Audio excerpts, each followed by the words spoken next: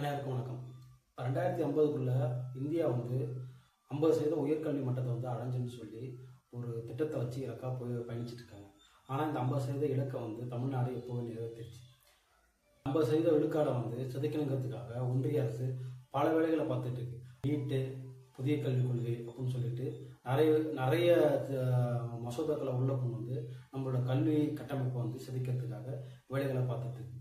எப்படி நீட்டை கொண்டு வந்து நம்மளோட கிராமப்புற மாணவர்களுடைய கனவை சிதைச்சாங்களோ அதே மாதிரி கலை மற்றும் அறிவியல் கல்விகளுக்கு நுழைவுத் தேர்வு கொண்டு வந்து நம்ம கிராமப்புற மாணவர்களுடைய கனவுகளை சிதைக்கிறதுக்காண்டி வேலைகளை பார்த்துட்டு இருக்காங்க. கல்வி கொண்டு வந்து 3ஆம் வகுப்பு உள்ள மாணவர்களுக்கு தேர்வு அப்படின்னு சொல்லி அந்த மாணவர்களுக்கு அழுத்தத்தை கொடுக்குறாங்க. அப்படி அது கொண்டு வரும்போது நம்ம பெருமளவில் எதிர்ப்பு தெரிவித்து அதை நம்ம ஹோல்ட் பண்ணி வச்சுருந்தோம். ஆனால் இப்போ என்ன அப்படின்னா திரும்ப ஏதோ ஒரு வடிவத்தில் அதெல்லாம் மாற்றி பண்ணிட்டு இருக்காங்க. நம்மளோட கல்விகளை வந்து கல்வி கட்டமைப்பு வந்து மொத்தமாக சிதைக்கிறதுக்கான வேலைகளை இந்த பாஜக அரசும் ஆர்எஸ்எஸும் சேர்ந்து பண்ணிக்கிட்டு இருக்கு. கலை மற்றும் அறிவியல் பல்கலைக்கழகங்களுக்கான உரிமையை வந்து பறிக்கிறதுக்காக VBSA அப்படின்னு சொல்லிட்டு ஒரு மசோதாவை வந்து இந்த மத்திய அரசு வந்து தாக்கல் பண்ண போகுது. இது வந்து ஒரு பரிசீலனைக்கு கொடுத்துருக்காங்க.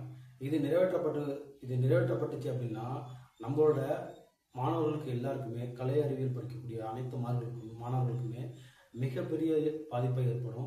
நம்மளோட கல்வி கட்டமைப்பில் மிகப்பெரிய பாதிப்பை ஏற்படுத்தும். ஏற்கனவே மாநில பட்டியலிருந்து கல்வியில் வந்து எடுத்துட்டாங்க. இருக்கிறதையும் இவங்க மொத்தமாக பிடிங்கலான்னு சொல்லிட்டு திட்டமிட்டு இருக்காங்க.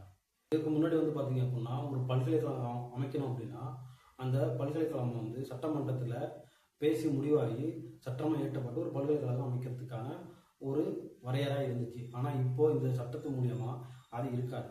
நம்ம பல்கலைக்கழகம் அமைக்கணும் அப்படின்னா நம்ம வந்து ஒன்றிய அரசு அனுமதி வாங்கி தான் அமைக்க முடியும்.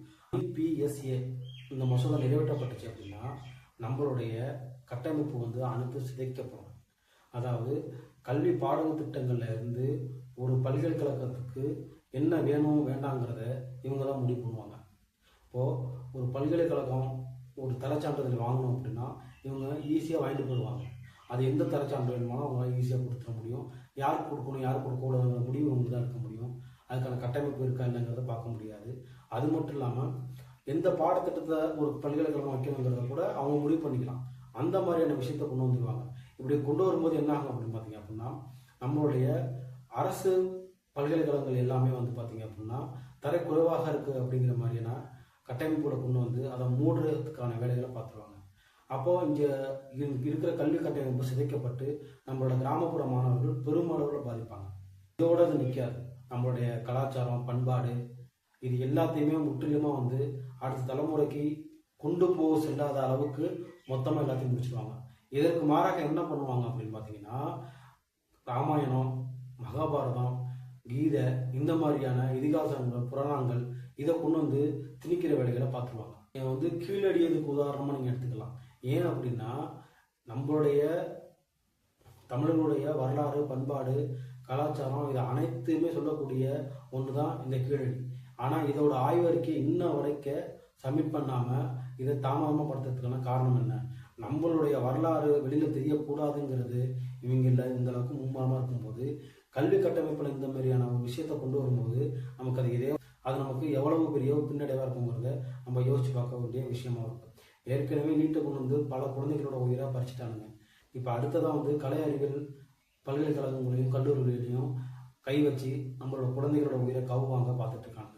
இது ஏற்கனவே ஒரு நாள் கொண்டு வந்தபோது அனைத்து மாநிலங்களும் மிகப்பெரிய எதிர்ப்பு தெரிவித்து இந்த மசோதா வந்து கிடப்பில் கலந்துச்சு. இப்போ திரும்பவும் கொண்டு வந்திருக்காங்க. இதுக்கு வந்து அனைத்து மாநிலங்களுமே வந்து பார்த்தீங்கன்னா எதிர்ப்பு கொடுக்குறாங்க. ஆனால் இன்னும் தமிழ்நாட்டில் இருந்து இன்னும் எதிர்ப்பு வராமல் இருந்துட்டு இருக்கு. எந்த மசோதா கொண்டு வந்தாலுமே தமிழ்நாட்டில் இருந்து தான் முதல் எதிர்ப்பு வரும். ஆனால் இன்னைக்கு வரைக்கும் அது எதிர்ப்பு வராமல் இருக்கிறது அது மிகப்பெரிய நமக்கு பாதிப்பை ஏற்படுத்தும். மாண்புமிகு முதலமைச்சர் அவர்கள் இதை குரல் கொடுத்து பேசலை, இதுக்கு அழுத்தம் கொடுக்கல அப்படின்னா நம்மளோட கல்வி கட்டமைப்பில் மிகப்பெரிய பாதிப்பு உருவாக்கும். நீங்கள் என்னதான் அண்ணன், தம்பி, மாமா, மச்சான் பொண்ணு பேசினாலுமே இந்த கல்வி கட்டமைப்பு சிதைக்கிறதுக்கான வேலைகள் நடந்துகிட்டு இருக்கு. இவங்களுக்காக நீங்கள் குரல் கொடுக்கல அப்படின்னா அது இன்னும் மோசமான சூழலை கொண்டு போய் நிற்கும். விஜய் அவர்கள், முதலமைச்சர் அவர்கள் இதுக்கு வந்து மிகப்பெரிய அழுத்தத்தை கொடுத்தாகணும். பேசல அப்படின்னா நம்மளுக்கு மிகப்பெரிய பாதிப்பை ஏற்படுத்தும். இதுக்கு நம்ம எல்லாரும் சேர்ந்து குரல் கொடுத்தாகணும்.